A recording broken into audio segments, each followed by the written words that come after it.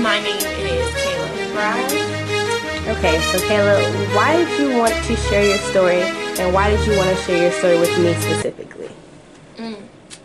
Good question. Okay, so my story is a story, I guess, people go through and they don't realize that they go through it at certain times. Even me personally, like, people will look at me and they'll be like, I would never think anything goes wrong, and things go wrong.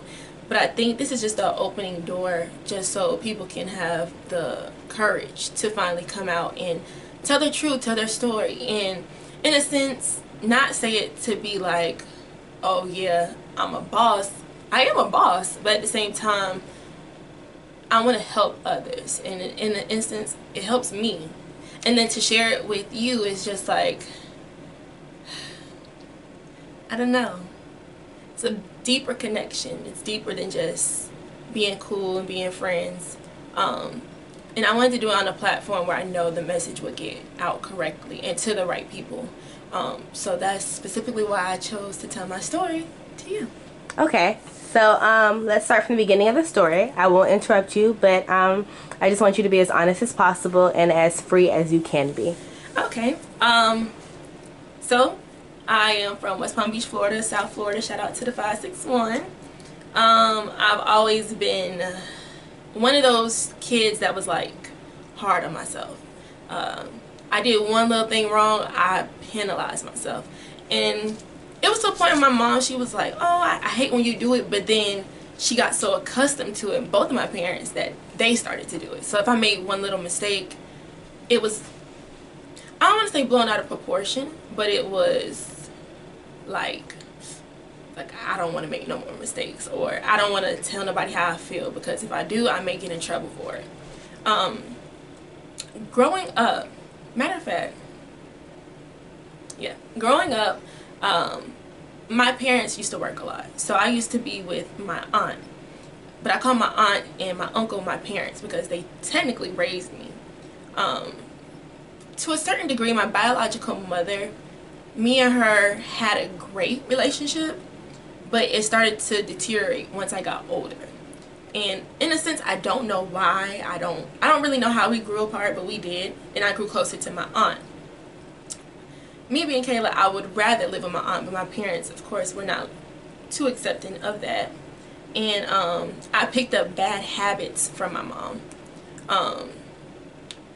And those habits just include, like, for instance, to numb pain, she would like mess with herself, like mess with her scars, or whether it was just find something to do. It was just like certain things that she would do kind of fell off on me, and then when it came on to me, she didn't really even try to help me. So to an extent, it's like I had to help myself, and even then I still struggle with a couple of things, but yeah, that's just how I grew up. And I grew up also not saying how I feel because it was disrespectful. So I never really said how I feel, and I would hold a lot of stuff in. And I want to say in high school was the time where I was like, you know, everybody was very well known in high school. Everybody knew who I was. I didn't even know who certain people were, but they knew who I was. And that's another thing, living in Palm Beach and living up to my last name, McBride. That's big. Like, I can't live up to that last name. I'm doing it now, but it's so hard because everybody's like, I know your people, and it's like, oh yeah, you're this, you're that, and I'm like, I'm not this and I'm not that. I'm completely different. So high school was my my outlet, but I was happy in high school. I always had like genuine people around me. And then my senior year in high school, towards the end, I got into a relationship. And I got into the relationship, and me and this guy were both coming to FAMU. I just so happened to come in the summer. He was coming in the fall. And from that point on, it was a good relationship. It wasn't, let me not say that. It started off good.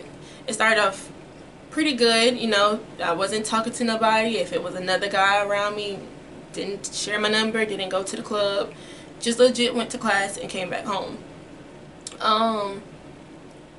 Fall semester, we get to fall semester at FAMU, and he starts changing. So for me, it's like you're changing, but I don't know what's going on. Also, in the sense of transitioning from summer to fall, it was told that he had already had a girlfriend somewhere else, and I'm like, I didn't know anything about it. She was at Bethune-Cookman and I'm at FAM. And so I didn't know she was pregnant either. I never knew he had a kid before me. So basically he had a baby on the way and he already had a kid, and I did not know.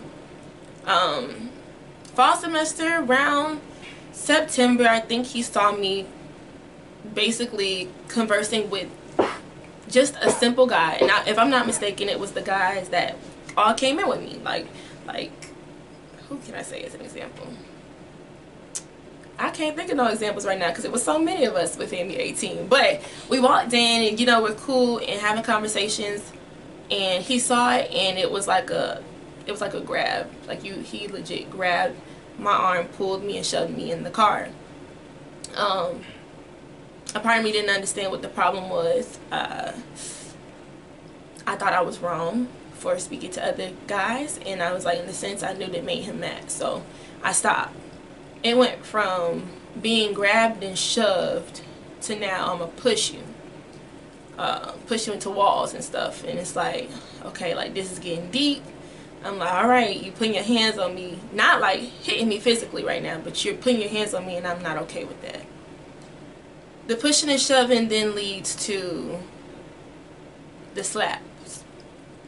It was to a point where my friends would be concerned and I couldn't call them because I'm like, what can y'all do? This boy legit has me trapped in an apartment. And I remember one day leaving the library, and I was simply just talking to my sister, leaving the library. He pulled up to the library and he shoved me in the car, and he's legit at this point slapping me and punching me. And in a sense, I didn't know what to do. All I said was, can you stop just stop the car. He wouldn't stop the car.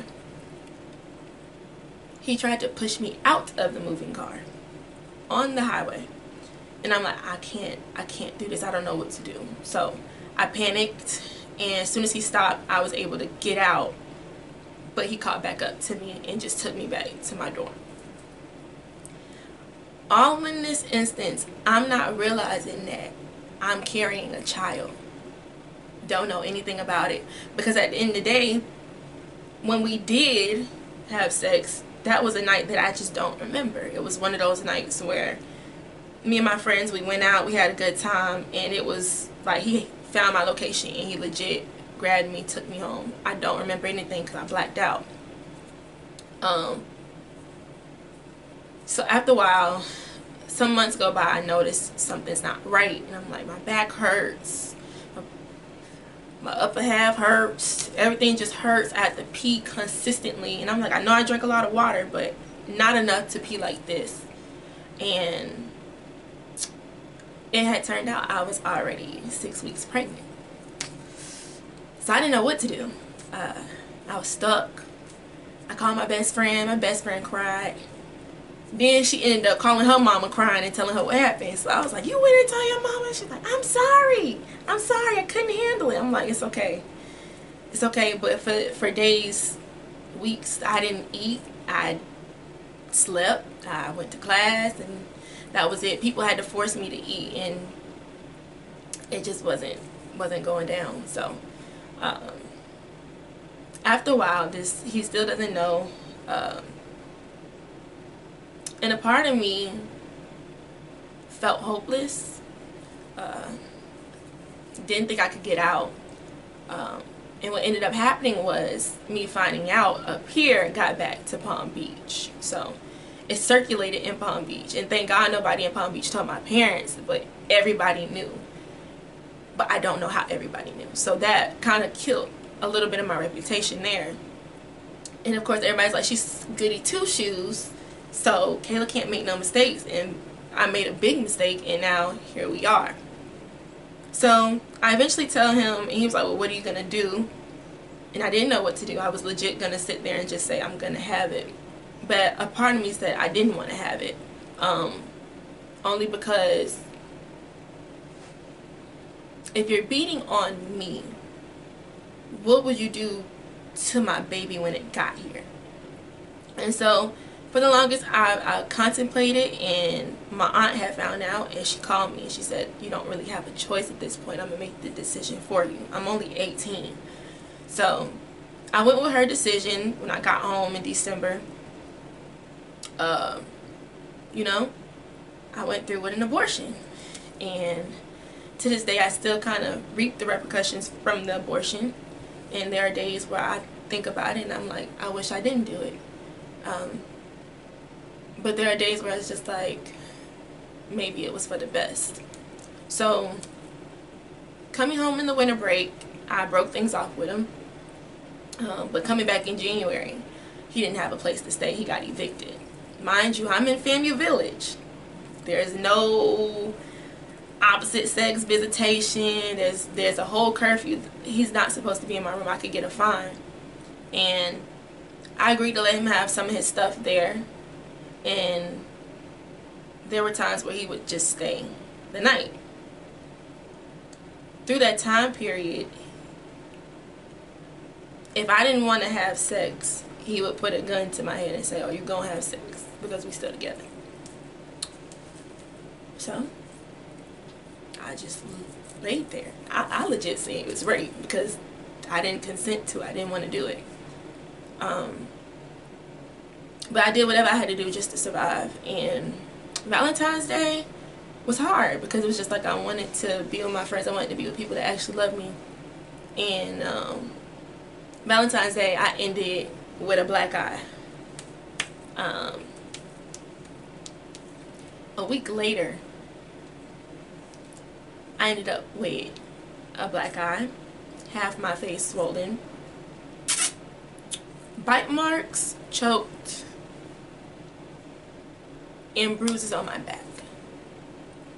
All because I told him I just wanted him to get his stuff and leave. And he told me before he left, he said, if I get back and my stuff not in this room, I'm gonna kill you. So I didn't sleep that night. That next morning, I was thankful to have an aunt be here in Tallahassee, and I called her, and she came to my rescue. She took me to FAMU PD. I filed a police report, and they wanted me to do a restraining order. And a part of me was like, I don't want to do the restraining order, and then I didn't want to file the report at all. I just wanted him to leave me alone. It ended up he already had 2 warrants for his arrest in the state of Georgia, and I didn't know. So by the time it got to me, it was just like all this stuff was coming out and I didn't know. And I'm like, but he has a daughter. And they're like, well, he has 2 kids. He just had a daughter and he had another one. So I'm like, he has kids. At this point, I don't really necessarily want him to go to jail. I think I just want him to just leave. And if it wasn't for my auntie Cayla, I probably wouldn't be alive today. But with dealing with home issues and stuff that happens at home, to my freshman year, every year, I thought I was growing, but I wasn't. My sophomore year, my best friend back at home, Jaleel, I love him to death. Near and dear to my heart. Thought that was the love of my life. He hurt me in the worst way possible. Because there were instances where, well, after we broke up, he started going with somebody that did not like me, which is fine. I don't have a problem with that. But it was the things being said on social media. It was oh, she's a hoe. She's done this and that. That's why you didn't have your baby. Your baby would have been retarded. And it was just a lot of different stuff. And I'm like, she doesn't know this about me. I don't talk to this girl. Don't nobody I know talk to this girl. So how does she know that? And he told me out of anger, he would talk about me to her. And she would go through his phone and look through our messages. And I was like, so you let her disrespect me in multiple ways and you didn't think to defend me at all. And I'm like at my lowest. It was hard. I forgive, I forget. I just know what to say and what not to say when it comes to certain people. So